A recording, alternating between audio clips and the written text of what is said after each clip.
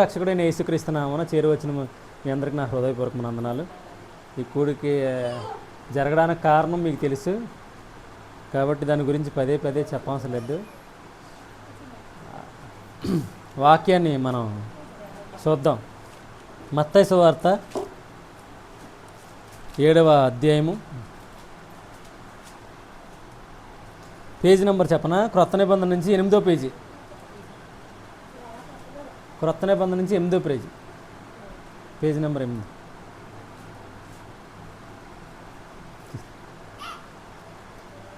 తీసారా? ఇరుకు 13వ వచనం.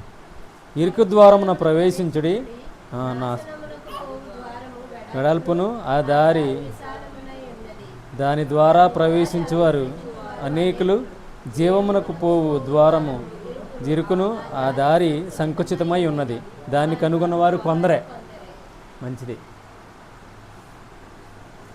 ఇప్పుడు మనం చదువుకున్నది ఏంటంటే, ఇరుకు ద్వారమున ప్రవేశించుడి, నాశనము పోవు ద్వారము వెడల్పును ఆ దారి విశాలమై ఉన్నది, దాని ద్వారా ప్రవేశించువారు అనేకులు. జీవమునకు పోవు ద్వారము ఇరుకును ఆ దారి సంకుచితమై ఉన్నది, దాన్ని కనుగొన్నవారు కొందరే. అంటే ఫస్ట్ ఏమో ఇరుకు అంటున్నాడు, కానీ కింద ఏమంటున్నాడు? విశాలం అంటున్నాడు. ఇరుకు ఆఖరికి లాస్ట్కి వచ్చేదానికి ఏమంటున్నాడంటే, ఆఖరిని ఏది ద్వారా ప్రవేశించుడి, అనేకులు జీవమునకు పోవు ద్వారము ఇరుకును ఆ దారి సంకుచితం. అంటే ఏంటి? కనపడకుండా ఉంటుంది, దాచబడి ఉంది, లేదా మా దేవుడు గొప్ప అనే స్థితిలో కూడా ఉంది. కానీ దాన్ని జ్ఞానించాలంటే ఏం చేయాలి? ఇరుకు ద్వారం అంటే ఏంటి? వాస్తవానికి 2 ద్వారాలు ఉన్నాయి. ఒకటి వెడల్పు అంటే ఏంటి? మనం ఇరుకు గురించి మాట్లాడుకుందాం ఫస్ట్. ఇరుకు అంటే ఏంటి మనకు తెలియాలిగా. ఇరుకు ద్వారం అంటే ఏంటి మనకు తెలియాలిగా. యోహాను సువార్త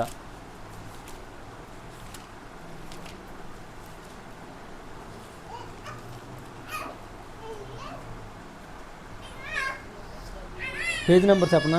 5వ అధ్యాయము 85, కొత్త నిబంధనలు 85.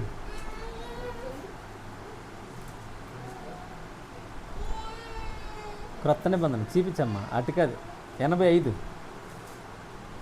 యోహాను సువార్త 5వ అధ్యాయము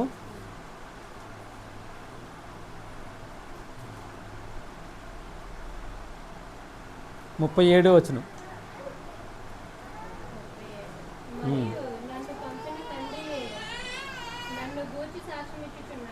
మీరు ఏ కాలమందైనను ఆయన స్వరం వినలేదు, ఆయన స్వరూపం చూడలేదు.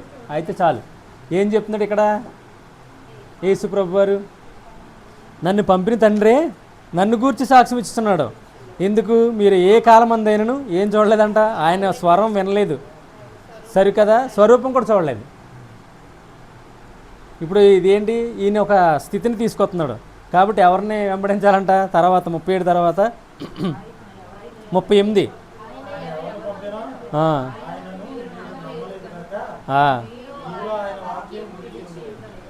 ఇది చెప్పడానికి కారణం ఏంటి? ఫస్ట్ ఒక మాట చెప్తున్నాడు. ఇందాక మీరు చదివింది అర్థమైంది కదా. ఏమని? ఆయన ఎవరిని పంపను అంటే ఎంతకుముందు ఏం చెప్తున్నాడు? మరియు నన్ను పంపిన తండ్రియే ఎవరిని గురించి సాక్ష్యం ఇస్తున్నాడు? యేసుప్రభు గురించి. కానీ యేసుప్రభుని దగ్గరున్న వాళ్ళు ఏమవుతున్నారు? ఆయన నమ్మట్లే. అర్థమవుతుందా? 38లో ఏమంటున్నారు? ఆయన్ని ఎవరిని పంపను, ఆయన్ని మీరు నమ్మట్లేదు. ఇప్పుడు ఒక క్రమాన్ని తీసుకొస్తున్నాడు. ఏంటి? యేసుప్రభు కొత్త ఏం తీసుకొచ్చాడు? తండ్రి అని ఒకరిని తీసుకొచ్చాడు. తండ్రిని తీసుకొచ్చి ఏం చెప్తున్నాడు? అసలు మీరు ఏమనలేదు, వాక్యం వినలేదు, సరికథ చూడలేదు. వినలేదు కాబట్టి చూడలేకపోతున్నారు. చూడలేదు కాబట్టి ఏమవుతుంది? మీకు తెలియదు. ఇప్పుడు నేనేం చేస్తున్నానో చెప్తాను, మీరు రండి, మీరు వినండి అంటున్నాడు. తర్వాత ఏమంటున్నాడు ఆయన? 38లో ఏమంటున్నాడు? ఆయన ఎవరిని పంపినో మీరేం చేయట్లేదు, మీరు నమ్మట్లే. కానీ ఏం చేస్తున్నారంట? నమ్మట్లేదు. కానీ నమ్మట్లేదు కాబట్టి వాక్యం లేదు. ఇప్పుడు తండ్రి వద్ద నుంచి ఎవరు వచ్చారు? యేసుప్రభు వచ్చాడు. అంతకుముందు తండ్రి ఎవరో తెలీదు. వాళ్ళందరూ ఎలా ఉన్నారు? దేవుడు అన్నాడు. ఈయన తండ్రిని తీసుకొచ్చాడు. తండ్రిని తీసుకొచ్చిన తర్వాత పోనీ తీసుకొచ్చిన కూడా నమ్ముతున్నారని నమ్మట్లే. మరి ఏం చేస్తున్నారు? 39లో మీలో ఏముంటలేదు, వాక్యం నిలిచి ఉండలే. ఇప్పుడు నన్ను నమ్మితే మీలో వాక్యం ఉంటుంది, అది పడేస్తాను.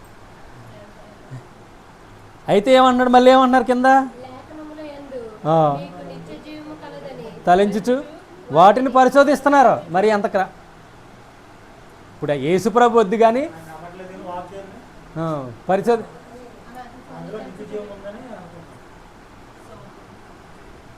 మీకు అర్థమవుతుందా? ఒక సిస్టమ్ ఏంటి, ఇరుకు ద్వారం అంటే ఇప్పుడు చెప్తున్నాను నేను, ఒక ద్వారాన్ని గురించి చెప్తున్నాను. ఏది ఇరుకు ద్వారం? ఇరుకు ద్వారంలో ఏముంది? యేసుప్రభు ఉన్నాడు. యేసుప్రభు ఏం తీసుకొచ్చాడు? తండ్రి ఎలాంటాడో తీసుకొచ్చాడు. తండ్రిని తీసుకొస్తే ఏమంటున్నారు? యేసుప్రభుని అంగీకరించట్లే. అసలు వచ్చినోడు ఒక ద్వారాన్ని తీసుకొస్తున్నాడు. ద్వారంతో పాటు ఎవరంటే తండ్రి ఎలాంటోడు అని చెప్పడానికి ఆయన ఇష్టపడుతున్నాడు. ఆ ఇష్టపడిన దాన్ని ఏమంటున్నారు? మీరు నాకు అవసరం లేదు అంటున్నారు. కానీ మళ్ళీ తిరిగి ఎక్కడికి వస్తున్నారు? వాక్యం దగ్గరికి వస్తున్నారు.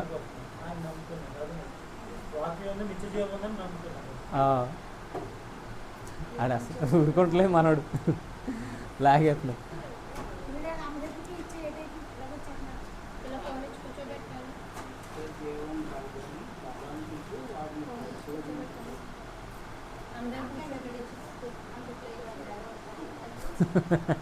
చిచ్చరపిడిగా అయిపోయాడు. మీకు అర్థమైందా? ఇక్కడ ఏమన్నాడు తెలుసా? ఏమన్నాడు 39లో? లేఖనములందు మీకు ఏం కలుపుతుందంట? లేఖనములందు మీకు నిత్య జీవం కలదని తలంచుచు వాటిని పరిశోధిస్తున్నారు. కరెక్టే, వెరీ గుడ్. నిత్య జీవం తలుస్తుందని మీరు పరిశోధిస్తున్నారు, వాక్యమంది ఉందని. కానీ మీరు ఎవరిని అనుసరించట్లేదు. జీవానికి కారణమైన వాడిని మాత్రం చూడట్లే. ఒక క్రమాన్ని తీసుకొచ్చాడు ప్రభు. ఆయన్ని వెంబడిస్తే నిత్య జీవం అనేది తెలుస్తుంది. కానీ వీళ్ళు ఏం చేస్తున్నారు? అసలు ఆయన్ని ఇష్టపడతలేదు. ఆయన తండ్రి ఎవరో తెలియదు. కానీ ఏం చేస్తున్నారు? నిత్య జీవం కావాలంటున్నారు. మరి అదేంటది? తర్వాత మళ్ళీ ఏమంటున్నాడు ఆయన? పరిశోధిస్తున్నారు. Very good.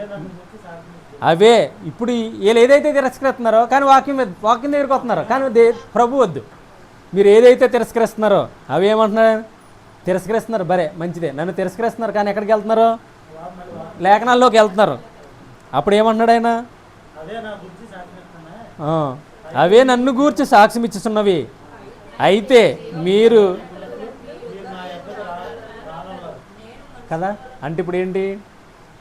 అందరూ ఏం చేస్తున్నారో? ప్రార్థనకి వెళ్తున్నారు. వెరీ గుడ్, చాలా బాగుంది. కానీ ఏం చేస్తున్నారో? యేసుప్రభుని వెంబడించట్లే. యేసుప్రభు అనే వ్యక్తిని వెంబడించట్లే. కానీ ఏం చేస్తున్నారో? వాక్యం దగ్గరికి వెళ్తున్నారు. ఆహా, అద్భుతం కదా! ఈయన మాట్లాడే మాటలు ఎలా ఉన్నాయి చూసారా? ఇప్పుడు ఒక క్రమాన్ని తీసుకొచ్చాను. తండ్రి ఎవరో మీకు తెలీదు, అసలు మీరు చూడలేదు, వినలేదు.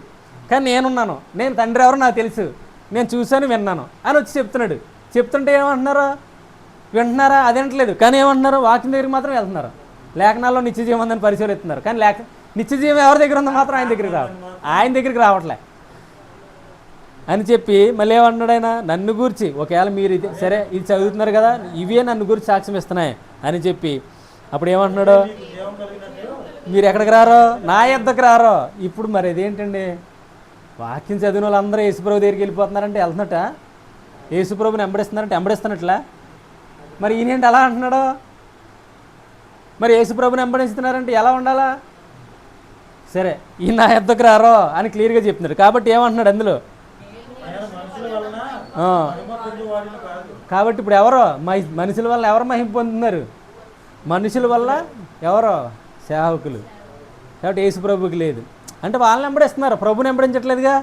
మా సేవకుడు గొప్పోడు, లేదా మేము అక్కడికి వెళ్తాం, మేము ఇక్కడికి వెళ్తాం, మేము ఇది అక్కడ 2000 మంది వస్తారు, ఇక్కడ 3000 మంది వస్తారు అని చెప్తున్నారే. కానీ ఎవరిని వెంబడించట్లే? యేసుప్రభుని వెంబడించట్లే. ఆ చైర్ మీద కూర్చోమని. మీకు ఎంత క్లారిటీగా ప్రభు మాట్లాడుతున్నారు అర్థమవుతుందా? మీకు ఎంత స్పష్టంగా ప్రభు మాట్లాడుతున్నారు అర్థమవుతుందా?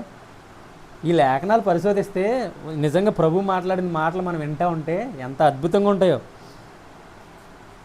కదా. అప్పుడు ఏమంటున్నాడు? కానీ ఇప్పుడు ఏమవుతుందంటే ఆగండి ఇక్కడ. ఇప్పుడు ఏమవుతుంది?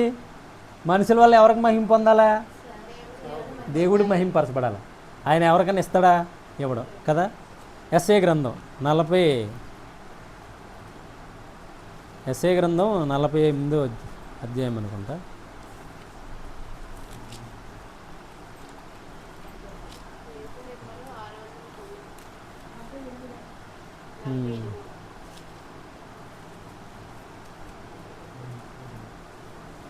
48వ అధ్యాయం పేజీ నెంబర్ 610 పాత నిబంధన.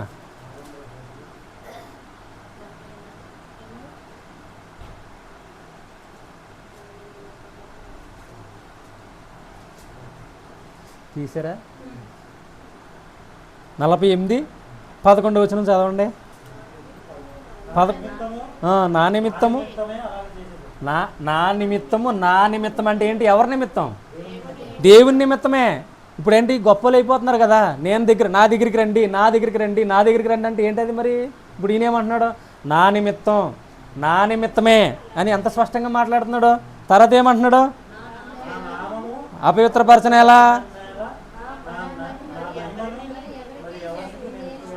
మరి ఏంటది? ఇప్పుడు ఆయన మహిమ ఆయన ఎవరికి ఇవ్వడు. మరి ఇప్పుడు మనుషులు ఎలా దొంగలిస్తున్నారు మహిమని? ఇప్పుడు ఆయన పెద్దోడు అని ఆయన మహిమ పరిస్తే ఇదేంటిది? ఇప్పుడు మీరు ఎవరికి మహిమపరచాలా? అసలు మీరు ఎవరి దగ్గరికి వెళ్ళాలా?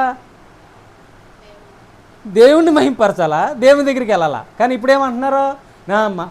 మా పాస్టర్ మా అయ్యగారు ప్రార్థన చేస్తే ఇల్లు కట్టారు, మా అయ్యగారు ప్రార్థన అదేంటది? అంటే నీ దగ్గర ఏమి లేదు అంటే నువ్వు ఎందుకు వెళ్తున్నావు? డప్పు కొడతానుక. ఇక్కడ ఎంత క్లియర్గా ఉంది, నా మహిమను ఎవరికి ఇవ్వను నేను, నా మహిమ నాకే రావాలా అంటే మీరు ఎక్కడికి వెళ్ళాలా? ప్రభు సన్నిధికి వెళ్ళాలా, దేవుడి సన్నిధికి వెళ్ళాలా, ఎవరినో గొప్ప చేయడానికి కాదు వెళ్ళేది.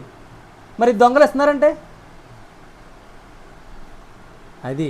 కాబట్టి మనం ఆలోచన చేయలే. అదే ప్రభు చెప్తున్నాడు. వాస్తవానికి ఏం చేస్తలేదంటలో, నా యొద్దకు రావట్లేదు అంటే అర్థం ఏంటి? ఇందాక చదివించాను కదా యోహాను సువార్తలో 40-41 వచనం అనుకుంటా. నా యొద్దకు రావట్లేదు కాబట్టి మీ దగ్గర ఏం లేదు, వాక్యం లేదు. వాక్యం లేకపోతే ఎవరు వెళ్తారో? ఎవరి దగ్గరికి వెళ్ళరా? వాక్యం లేకపోతే ఎవరికి వెళ్తారో? ఆడే గొప్పడు అంటారా? నువ్వే దేవుడు. ఆఖరికి దేవుడిని ఎవరు చేస్తున్నారా? సేవకులను ఎవరు చేస్తున్నారు? మరి ఇతర మతాల్లో కూడా దేవుడు ఎవరో పెద్ద బాబాలో పూజారులే కదా దేవుళ్ళు. కొన్ని దేవుడిని ప్రత్యేకించి ఉంటారా? ఈయన దేవుడు అంటే ఇప్పుడు ఎవరిని చేస్తున్నారు? వాక్యం ఎరిగి కూడా దేవుడిని చేస్తున్నారు సేవకుల్ని. ఎంత అన్యాయం, ఎంత దారుణం. అసలు చూడాల్సిన వ్యక్తిని చూడట్లే. మీరు నా దగ్గరికి రావట్లేదంటే ఏంటి? ఆయన చూడకపోతే ఎవరు కనపడతారు? ఎవరో కనపడరు. ఖచ్చితంగా ఏ విషయంలో కూడా మనకు సంతోషం ఉండదు, ఆనందం ఉండదు. అందుకే ఈవెన్ 30 సంవత్సరాలు వెళ్ళినా సరే ఆనందం లేకుండా పోతుంది, 40 years వెళ్ళినా ప్రయోజనం లేకుండా పోతుంది. అదే ఇక్కడే ఈ పక్క పేజీలోనే చెప్తున్నాడు చూడండి. యెషయా గ్రంథం 45వ వచనం, 45వ అధ్యాయంలో పక్కనే పేజీ తిప్పితే 45:22 బూదిగంత నివాసులారా. ఇప్పుడు నువ్వు ఎవరి వైపు చూడాలి? యేసుప్రభు వచ్చాడు, మీకు తెలియదు, మీరు చూడలేదు వినలేదు అంటున్నాడు క్లియర్గా. ఎంత అద్భుతంగా చెప్తున్నాడు. మీరు చూడలేదు వినలేదు, ఇప్పుడు ఏం చేయాలి? నేను వచ్చాను, నన్ను చూడండి. కానీ మీరేం కావాలనుకుంటున్నారో? నిత్యం జీవించాలా, ఈ లోకంలో జీవించాలి, పరలోకంలో జీవించాలి, మాకు కావాలి అని అనుకుంటున్నారు. మరి మీరు ఎక్కడికి రావాలా? ప్రభు దగ్గరికి వెళ్ళాలా. మరి మీరు ఎక్కడికి వెళ్తున్నారు? మీరు ఎవరిని చూస్తున్నారు అని అడుగుతున్నాడు కదా ఇందాక. మరి ఆయనకు రావాల్సిన మహిమ దొంగలు ఇస్తున్నారు కొంతమంది. వెరీ గుడ్, వాళ్ళ దగ్గరికి వెళ్తున్నారు. మరి ఇక్కడ ఏం చెప్తున్నాడు? నా వైపు చూడండి.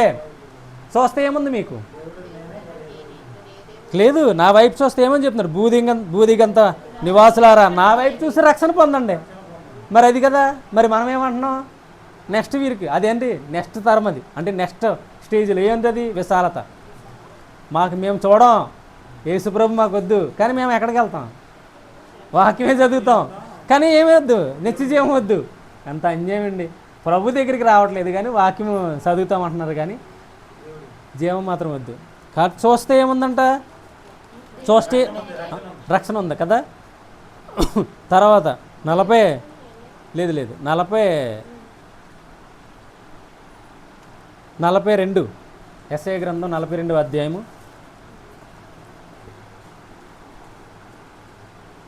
ఇది ఇరికి ద్వారం కదా. ఇది చూస్తే రక్షణ, చూడట్లేదు కాబట్టి ఏమీ లేదు, రక్షణ లేదు.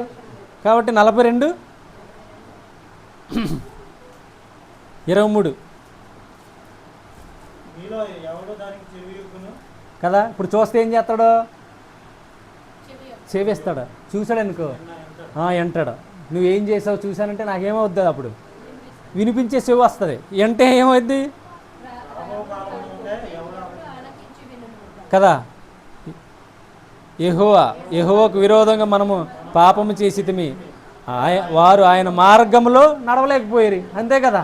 ఇప్పుడు ఎవరైతే చూస్తారో ఏమవుతారు? ఇలా చూస్తే ఖచ్చితంగా ఆయన మాట్లాడతాడు, మాట్లాడితే వింటారు, వింటే ఏమవుద్ది? మార్గాలు తెరుస్తాయి, రక్షణ కలిగితే మార్గంలో నడుస్తాడు.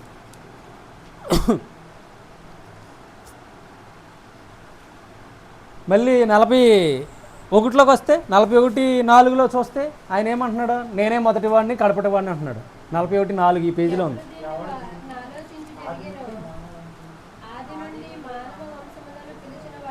నేనే సరే వెనకాల ఉంది, నేనే మొదటి వాడిని కడపటి వాడిని అని చెప్తాడు.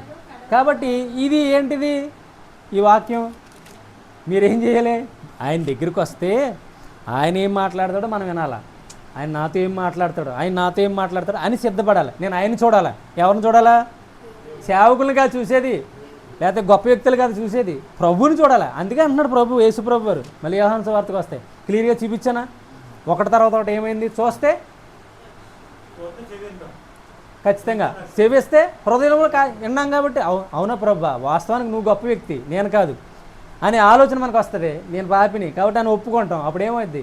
రక్షణ కార్యం జరిగిద్ది. అప్పుడు ఏమైద్ది? ఆయన మార్గాలు తెలుస్తాయి. ఇప్పుడు అది చేయట్లే. యోహాను సువార్త మళ్ళీ అదే. అప్పుడు ఏం చెప్తున్నాడు మరి? 5వ అధ్యాయము 42.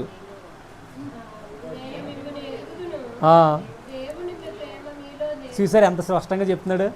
మీరు నా దగ్గరికి రావట్లేదు, మీరు వాక్యం అసలు నాది వినట్లేదు, కానీ మీకేం కావాలి? ప్రార్థనకి వెళ్తున్నారు. వెరీ గుడ్, వెళ్ళండి, తప్పులేదు. మీ గురించి నాకు తెలుసు, దేవుని ప్రేమ మీలో లేదు. అంటే ఏంటి? దేవుని ప్రేమ లేకపోతే ఏం చేయలేము, ఎవరిని ప్రేమించలేము. మన బతుకు మనమే బతుకుతాం. ఎవరి బ్రతుకు గురించి మనం ఆలోచించేయం. అయ్యో మన ప్రక్క వ్యక్తి ఏమైపోతాడు? చనిపోతే నరకానికి పోతాడు కదా. అయ్యో మన కుటుంబీకులు ఏమైపోతారు? చనిపోతే నరకానికి పోతారు కదా అని ఆలోచించేయం. దేవుని ప్రేమ అంటే ఖచ్చితంగా ఆలోచన చేస్తాం. ఇదే దేవుని ప్రేమ లేకపోవడం అంటే. మళ్ళీ ఏమంటున్నాడు? వచ్చి ఉన్నాను కదా. ఆయన తండ్రి నామని ఆయన వస్తే ఆయన అంగీకరించట్లే. మరి ఇంకా తర్వాత ఏమంటున్నాడు? ఇప్పుడు చూడు, యేసుప్రభు వద్దు కానీ మనకి ఇంకోటి కావాలి. అసలు అంత అద్భుతంగా మాట్లాడుతున్నాడు ప్రభు. నిజంగా ఇలాగే ఉన్నారు ఈరోజు. అసలు వాస్తవం ఏంటి? అసలు క్రమం ఏంటి? ఇరుకు ద్వారం ఏంటి అని ఎవరు ఆలోచన చేయట్లే. మిగతాది ఏం చేస్తున్నారు? నిజంగా ప్రభువు దగ్గరికి వచ్చారంటే ఆయన చూస్తే ఖచ్చితంగా మీకు ఏది కావాలో ఆయన ఇస్తాడు. పోనీ ఆయన అంతటా ఆయన వచ్చాడా? లేదుగా. తండ్రి నామాన్ని వచ్చాను అంటున్నాడు. ఇంకేమంటున్నాడు? అద్వితీయన వచ్చి మెప్పు కోరక ఒకరికొకరు వాళ్ళ గొప్ప చేసుకునే స్థితిలో ఉన్నారు. అంతే. ఎలా నమ్మగలరు? నేను మీ యొద్దకు నేరం ఓకే. మళ్ళీ కింద ఏమంటున్నాడంటే, మీరు తరించొద్దు, మీరు ఆశ్రయిస్తున్న మోసే అంటే ఏంటి? మీరు ఏ క్రియలు చేయాలనుకుంటున్నారో, మీరు ఏం చేయాలనుకుంటున్నారో ఆ మోసే మీ గురించి ఏం చెప్తాడు? నేరం మోపుతాడంట. ఎందుకు? ఆ మోసే ఇచ్చిన దాన్ని కూడా వీళ్ళు అంగీకరించలే. ఎందుకు? కేవలం నోటితో చెప్తారు కానీ దాన్ని చేయలేరు. చేస్తారా? చేయడానికి వీలు లేదు. అది అవ్వని పని. అది అదే ప్రభు చెప్తున్నాడు. కానీ నేడు అదే ఇరుకు ద్వారం ఏంటో మనం తెలుసుకోకపోతే ఖచ్చితంగా ఏమవుతాం? వెడల్పు ద్వారం. అనేకలు ఏం చేస్తున్నారు? వెడల్పు ద్వారం అంటే అది చూపిస్తాను. సరే, ఇంకోటి చూపిస్తున్నాను. ఇక్కడ 5వ అధ్యాయము 19వ వచనం చదవండి. కాబట్టి యేసు వారికి ఎట్లా ప్రత్యుత్తరం ఇచ్చాను, తండ్రి ఏది చేయుట కుమారుడు చూచునో అదే, కానీ తనంతట తాను ఏది చేయనేరడు. అంటే ఏంటి? ఇప్పుడు యేసు ప్రభు ద్వారా మనం వెళ్ళామనుకోండి, ఏది చేయాలో ప్రభు నేర్పిస్తారు మనకి. మనంతటా మనం చేస్తున్నామంటే అర్థం ఏంటి? మనకేమి నేర్పిస్తున్నారు? పక్కన వాళ్ళు ఇచ్చే నేర్పిస్తున్నారంటే అదేంటి? అది ఖచ్చితంగా ప్రభు ఇచ్చిన కార్యం కాదు. అది వీళ్ళ తెరుచుకుంది, వీళ్ళు చేస్తుంది అది. కాబట్టి ఏమంటారు? వేరే చేస్తారు. అదే ప్రభు ద్వారా వెళ్తే, వాక్యం ద్వారా వెళ్తే, ఇరుకు ద్వారంలో వెళ్తే ఖచ్చితంగా తండ్రి ఏది చేస్తారు అదే చేస్తారు. అదనమాట. ఇప్పుడు మరి ఏది విశాలమ ద్వారం ఏంటంట? అది ఉంది. విశాల ద్వారం గురించి చెప్తున్నాను చూడండి. అదే 5వ అధ్యాయం. ఏమడుగుతారు? 48వ వచనం. 4:48. యేసు చేసిన క్రియలను మహత్కార్యములను చూడకుంటే మీరెంత మాత్రమూ కదా, ఇదేంటి సూచక్రియలు జరిగిపోవాలి, మహత్కార్యాలు జరిగిపోవాలి, అద్భుతాలు అవన్నీ జరిగిపోవాలి. ఇది ఏంటిది? వెడల్పు. ఇది ఇరుకు ద్వారం కాదు, ఇది వెడల్పు ద్వారం. ఏం కలగాల? కుమారుడు వద్దు, వాక్యంలో ఉన్న యేసుప్రభు మనకొద్దు, కానీ ఏం జరిగిపోవాలా? అద్భుతాలు సూచక్రియలు అన్నీ జరిగిపోవాలా. మళ్ళీ ఇంకేం చేస్తారంట?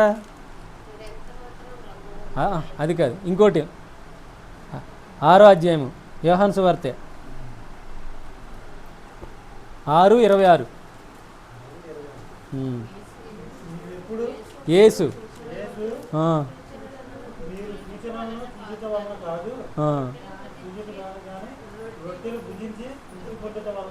వెతుకుతున్నారు అంటున్నాడు. అంటే ఏంటి ఇప్పుడు? ఒకటేమో అద్భుతాలు జరగాలి, ఇంకోటి ఏంటి? ఫుడ్. ఇంకోటి ఏంటంటే ఫుడ్. మీరేం చేయాలనుకుంటున్నారో? సూచక క్రియలు అంటే ఏంటి? ఆయన సూచనలు ఎలా ఉన్నాయి మనకు వద్దు, కానీ ఏం కావాలా? భోజనం. ఎక్కడ పెడతారో? భోజనానికి కొరకు. ఇది ఇంకోటి, భోజనం కొరకు వెళ్ళే వాళ్ళు ఉంటారు. కొంతమంది ఎలా వెళ్తారో? అద్భుతాల కొరకు వెళ్తారు. కొంతమంది ఎలా వెళ్తారో? భోజనం తినడానికి వెళ్తారు. ఇంకొకరు అదే ఆ భోజనం ఏంటంటే అది క్షయమైన ఆహారం. అంటే ఏంటి? ప్రయోజనం లేని ఆహారం. క్షయం అంటే నశించిపోయే ఆహారం. దాని కొరకు వెళ్తారు. మా చర్చిలో భోజనాలు ఉన్నా మాకు అక్కడ మీటింగ్ల దగ్గర భోజనాలు అంటే పరిగెట్టుకుంటూ వచ్చేస్తున్నారు. వాక్యం ఎవరికి వద్దు, యేసుప్రభు అసలు ఎవరికి వద్దు. అద్భుతాలు జరిగితే ఎక్కడంటే పరిగెట్టుకుంటూ వెళ్ళిపోతారు తండోపు తండాలుగా. అసలు యేసుప్రభు వద్దు, అసలు ఏం వద్దు. ఎంత అద్భుతం! ఇదే ద్వారం వెడల్పు, విశాలం. మరి ఇరుకు ద్వారం ఏంటి? ప్రభు దగ్గరికి వెళ్తే ఖచ్చితంగా. అది ఎవరు అనుసరిస్తున్నారో? ఇప్పుడు మేము చెప్తే అనుసరిస్తున్నారా? ఎవరు అనుసరించరు. వద్దు అది ఎవరికి కావాలా? ఇదే కావాలా. ఇదే అద్భుతాలు కదా. మరి ఏం చేస్తాం? దేవుడు కోరుకున్నది ఎవరికి వద్దు. ఇంకేమంటున్నారు? అది కాదులే, మళ్ళీ ఇంకోటి ఉంది.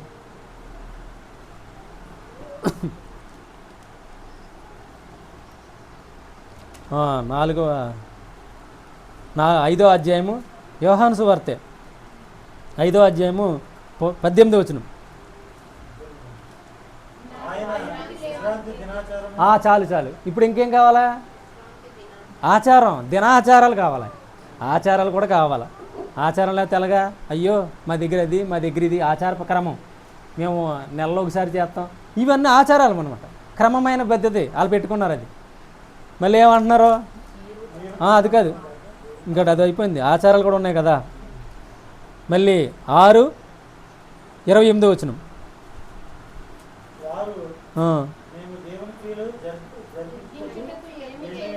అది ఇప్పుడు ఏం చేయాలంటే దేవుని క్రియలు జరిగించాలంటే ఏం చేయాలని అడుగుతున్నారు. అంటే ఇదేంటి? ఈ రోజుల్లో జరిగేది ఏంటి? ఇదే కదా. ఏం చేస్తున్నారు? అద్భుతాలు కావాలా, ఆచార్యాలు కావాలా, ఇంకేం కావాలా? తిండి కావాలి, భోజనం తినాలా, తిండి కోసం వెళ్తారు. ఇంకేం చేస్తున్నారు? ఆచారాలు కావాలా. ఇవన్నీ ఎక్కడ ఉన్నాయంటే అక్కడికి వెళ్ళిపోతారు హ్యాపీగా, కుప్పల కింద.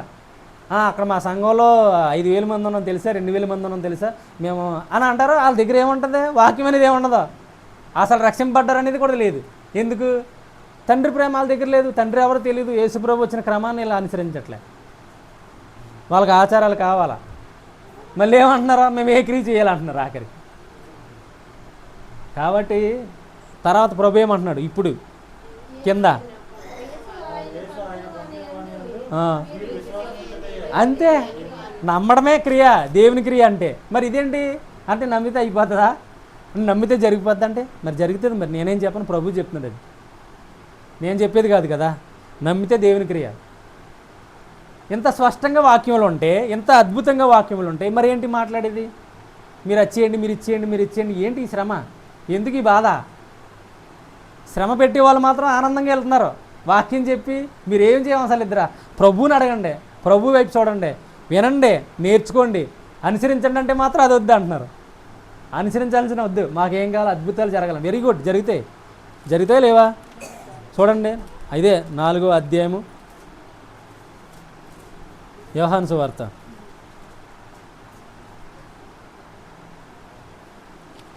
నాలుగో అధ్యాయం లేదు 3వ అధ్యాయము యోహాను సువార్త 3వ అధ్యాయము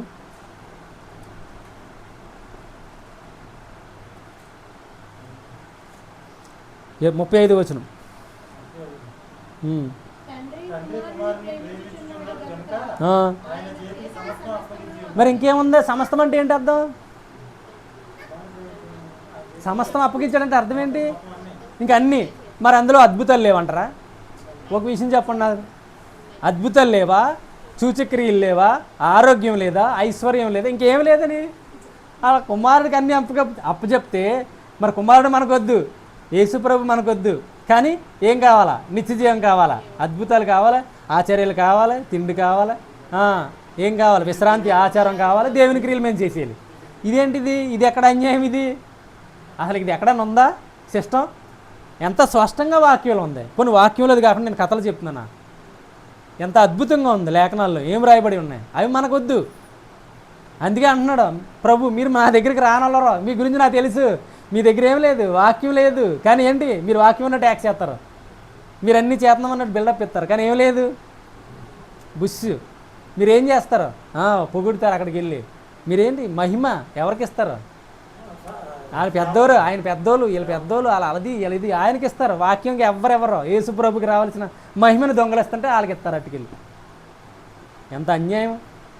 ఆయన చెప్పే మాటలు అవే, అద్భుతంగా మాట్లాడుతున్నాడు ఆయన. మీ దగ్గర ఏం లేదు, మీలో వాక్యం లేదు కాబట్టి మీ దగ్గర ఏం లేదు, మీరు వెళ్తారు అన్నీ చేస్తారు కానీ మీ దగ్గర తండ్రి ప్రేమ లేదు. వాటి డైలాగ్స్ అసలు ఈ మాటలు అంటే నిజంగా ఎలా ఉండాలి, ఎంత అద్భుతంగా ఉండాలి. కానీ నేడు అది ఏంటి, ఇదంతా చెప్తుందేంటి, అది విశాల మార్గం, అనేకులు వెళ్తున్నారు, ప్రయోజనం లేదు, ఎవరికి ఏమీ తెలియదు, ఈరోజు కూడా ఏమీ తెలియదు. ఈవెన్ పక్కన వాళ్ళ గురించి కూడా ఆలోచించరు, ఎందుకు తండ్రి ప్రేమ లేదు. కానీ నిజంగా ప్రభుని అంగీకరిస్తే ప్రభులో ఉంటే ఏంటంట, తండ్రి ఏం చేస్తాడో అయ్యే మనం చేస్తాం. అంటే ఏంటి, యేసుప్రభు ఏం చేశాడో అదే మనం చేస్తాం. యేసుప్రభు ఎవరి మీదకి దెబ్బలాటకి వెళ్ళా, యేసుప్రభు ఎవరిని కుళ్ళుకోలే, ఆడ ఇచ్చి ఇప్పుడు అతను బాగా సంపాదించేసుకుంటున్నాడు, బాగా డెవలప్, అది ఏమనుకోలే. యేసుప్రభు ఏమనుకున్నాడు, అందరి కొరకు ప్రయాసపడ్డాడు. యేసుప్రభు ఏమనుకున్నాడు, తప్పించుకుని వెళ్ళాడు కొడతాకి సిద్ధంగా ఉంటే. పల్టీలు ఏం చేసినా సరే కనపడకుండా వెళ్ళిపోయాడు వాళ్ళ నుంచి, రాళ్ళు ఇచ్చి కొడతా ఉంటే తప్పించుకుని వెళ్ళాడు. ఇదంతా ఏంటి, తండ్రి ప్రేమ, అది తండ్రి చూపించిన స్థితి అది. కానీ మనకు ప్రభు వద్దు, కానీ మనకు అన్నీ కావాలా. ఈనాడు ఇదే లోకంలో ఇదే ఉంది, లోకం ఇదే ఆచరిస్తున్నారు. కాబట్టి ఏంటిది, ఈ దారి ఏంటంట విశాలం, కానీ ఇరుకు ద్వారానికి ఎవరు రారా, ఇష్టపడరు చెప్పినా కానీ. ఎందుకు, మేము చేస్తామని ఆయన మాకు వద్దురాబాబు ప్రభు అంటారు. కానీ తండ్రి కుమారుడికి సమస్తాన్ని అప్పచెప్పాడు. అదే చెప్తున్నాడు 4:24, 5:24, నా మాట వింటే మీరేమవుతారు, మరణంలోకి వెళ్ళరు, నిత్య జీవంలోకి వెళ్తాడు అంటున్నాడు ఆయన. నా మాట విని నన్ను పంపినవాని అందు విశ్వాసం ఉంచితే చాలు, ఏమి చేయవసరలే. మీరు కేవలం నిన్ను అడుగు, ఇంట్లో కూర్చొని ప్రార్థన చేసుకో, ఇంట్లో కూర్చొని ఆయన అడుగు, బైబిల్ చదువు, నేర్చుకో అంటే మాత్రం వద్దు. కొండలెక్కుతాం గుట్టలెక్కుతాం ఉంటారు, చాలా అద్భుతం అది. మళ్ళీ వచ్చి ఎవరి మీద చిరాకు పడతారు, ఇంట్లో ఉన్న కుటుంబాల మీద, వాళ్ళ మీద శాపనార్థాలు పెడతారు. మళ్ళీ ఎందుకు, ఇలా అలసిపోతారు కదా, అటు తిరిగి ఇటు తిరిగి ఇటు తిరిగి, నువ్వు నీ వల్లే నాకు ఇది, నీ వల్లే ఈ కోపం అంతా ఆలమే చూపిస్తారు, ఆ దూరం అయిపోతారు. ఏలా ఏం చేసుకోలేదు, సంపాదించుకోలేదు, ఫస్ట్ ఏలే రక్షించుకోలేరు, ఏలే కాపాడుకోలేరు, భద్రత లేదు. ఎందుకు, మేము చేస్తామంటున్నారు కాబట్టి. వెరీ గుడ్, మీరు చేయండి, ఎంత చేస్తారో చేసుకుని రండి, మేము చూస్తామని ఎవరంటారు వాళ్ళు మాత్రమే అద్భుతంగా ప్రభువులు ఎదుగుతారు. కాబట్టి ఇరుకు ద్వారానికి విశాల మార్గానికి రెండింటికి వ్యత్యాసం అద్భుతంగా ఉంది. మనం నేర్చుకోవడం విషయంలో మనం ఆలోచన చేస్తున్నాం. ఆలోచించండి, కుమారుడికి సమస్తాన్ని ఇచ్చాడు. సమస్తం అంటే ఎందులో ఏముంది, పిల్లలు, పెళ్ళి, మ్యారేజ్ ఉంది, లైఫ్ ఉంది, మ్యారేజ్ లైఫ్ ఉంది, తర్వాత గర్భఫలం ఉంది, తర్వాత ఆరోగ్యం ఉంది, ఐశ్వర్యం ఉంది, ఏముంది ఇంకా నిత్య జీవం ఉంది. ఇంకా కావాలంటే అన్నీ, ఏది కావాలంటే అన్నీ అందులోనే ఉన్నాయి. కాబట్టి కుమారుడిని నమ్మండి. కుమారుడు ఏం చేస్తున్నాడు, ఏం చెప్తున్నాడు అది వినండి. వింటే మీ జీవితాలు అద్భుతంగా మారబడతాయి. ఎక్కడో ఎవరో గొప్పగా చేశారని చెప్పి వాళ్ళ వెనకాల తిరగకండి, వాళ్ళకి మహిమ ఇవ్వకండి, ప్రభువుకి ఇవ్వండి. అప్పుడేమవుద్ది, ఆయన మహిమ పరిస్తే తండ్రి మహిమ పరుస్తాడు, తండ్రి మహిమ పరిస్తే మనం మహిమపరుస్తాం, మనం మహిమ పరచబడతాం. అంటే ఏంటి, మనం అనేకులకి అద్భుతంగా కనపడతాం. అదే చెప్పాడుగా, నన్ను ఎవరు మహిమపరుస్తారు, నన్ను ఎవరు కనపరుస్తారు, నేను కనపరుస్తానండి. ఇప్పుడు ఏం చేశాడు తెలుసా, ఉపదేశ క్రమాన్ని హెచ్చించాడు. ఈ ఉపదేశం అదే. కాబట్టి మీరు వినండి, అసలు ఇదేంటో తెలుసుకోండి, ఈ టేస్ట్ అనిపించండి, నిజంగా మీ జీవితాలు మారిపోతాయి. ఒకప్పుడు నేర్చుకోలేదు, కానీ ఇప్పుడు నేర్చుకుంటున్నాం. నేర్చుకున్న దాన్ని బట్టే మన జీవితం ఉంటుంది, వింటున్న దాన్ని బట్టే మన ఆలోచన ఉంటుంది, కడుపు నిండిన దాన్ని బట్టి ఒకడు మాట్లాడతాడంట. మనం ఏదైతే నింపుతామో అదే బయటకు వస్తుంది. మనము చెడ్డ నింపితే చెడ్డ వస్తుంది, మంచి నింపితే మంచి. అదే కింద కూడా చెప్పాడు. మీరు మత్తయి సువార్తకు రండి ఒకసారి, అది చెప్పి మానేస్తాం. మత్తయి సువార్త చాలా చక్కగా చెప్పాడు. 7వ అధ్యాయం కదా అది, 7వ అధ్యాయము పేజీ నెంబర్ 8, కొత్త నిబంధన 15వ వచనంలో కూడా చూడండి ఏమంటున్నాడు. ప్రవర్తకుల గురించి జాగ్రత్తగా జాగ్రత్త పడండి. వాళ్ళు ఏం చేస్తారంట, వాళ్ళు గొర్రెల్లాగానే ఉంటారు, కానీ ఏంటారా తోడేళ్ళు, కానీ లోపల వారు క్రూరమైన తోడేళ్ళు. కాబట్టి వాళ్ళ విషయంలో జాగ్రత్తగా ఉండండి. వాళ్ళు ఎలా కనపడతారంట, ఫలముల వలన వారి ఫలం వల్ల వాళ్ళు తెలుసుకోవచ్చు. ఎందుకు, మంచి చెట్టు అయితే మంచి ముళ్ళ పొదల్లో ఏదన్నా వస్తుంది మంచిది, రాదో అలాగా. మీరు అవి తెలుసుకుని కూడా మనం నేర్చుకోలేకపోతే ఇంకెందుకు. చాలా అద్భుతంగా సూచనలు ఇస్తున్నాడు ప్రభు మనకి. చెట్టు పనికిమాల ఫలమే వస్తుంది, మంచి చెట్టు మంచి ఫలం వేస్తుంది. కాబట్టి ఎవరో మంచి వ్యక్తులు అంటే ఎవరో ప్రభుని గురించి బోధిస్తున్నారు, ఎవరో స్వనీతిని గురించి బోధిస్తున్నారు మనకు అర్థమైతే మనం ఏం చేస్తాం, ఎవరు మంచి వ్యక్తో ఎవరు చెడ్డ వ్యక్తో మనం ఏం చేస్తాం, ఐడెంటిఫై చేస్తాం. మంచి ఫలితం ప్రతి చెట్టు నరకం. కాబట్టి అందరూ అదేం కాదు, తోడేళ్ళు కూడా గొర్రె చర్మాలు ధరించుకుని ఉన్నాయంట. కాబట్టి ఆ విషయంలో మీరు నమ్మకం కలిగి జీవించండి. నమ్మకం అంటే ప్రభువుని వెంబడించమంటే వాక్యం ప్రకారమే, వేరేగా ఏమీ లేదు. లేఖనాల్లో ఉన్నది ఏంటో అదే, దాన్ని అనుసరించి జీవిస్తే ఖచ్చితంగా. కాబట్టి ఎందుకంటే లేఖనాలు చూస్తలేదు కాబట్టి, వాళ్ళు చెప్పరు కాబట్టి ఆ విషయాలు మనకు అర్థం కావట్లేదు. కానీ నేడు వాక్యం మన దగ్గరికి వచ్చింది. దగ్గరికి వచ్చినప్పుడు కూడా మనం అలాగే ఉన్నాం అనుకోండి, మనం నష్టపోతాం. ఇంక ఇతరులు కాదు కదా, ఫస్ట్ మనమే నష్టపోతాం, మన కుటుంబం నష్టపోతాం. అలా ఉండటానికి, కుమారులో ఎదగడానికి, కుమారుని మాట వినడానికి, తండ్రి ఏదైతే కుమారుడికి చూపించాడో అది చేయడానికి, ఆ మార్గంలో నడిపించడానికి ప్రభు మనకి సహాయం చేయను గాక. ఆమేన్. అందరికీ వందనాలు. ఆపేమ్మా.